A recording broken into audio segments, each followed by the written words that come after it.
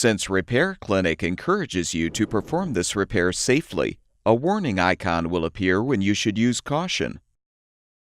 Before you replace the cutting grid in your ice machine, be sure to unplug the power cord or shut off the power supply to the appliance. Using a 1/4-inch socket or nut driver, unthread the screws securing the access cover to the control panel.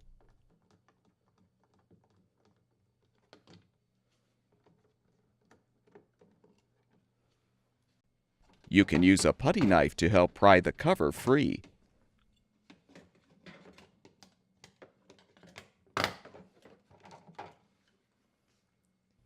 Disconnect the ice bin thermistor wire connector, along with the cutting grid wire connector. Next, unthread the 2 mounting screws, securing the grid to the bracket and liner.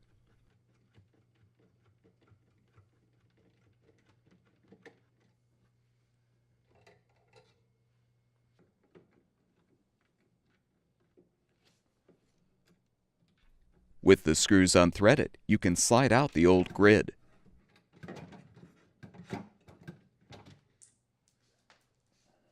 Prepare the new cutting grid for installation by transferring the right side spacer from the old grid to the new one.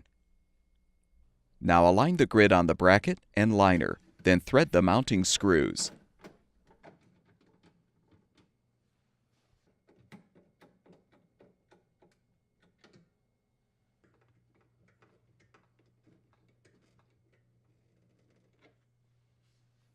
Connect the cutting grid wire connector, along with the thermistor wire connector.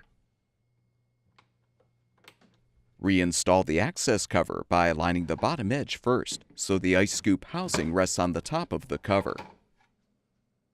Secure it with the screws.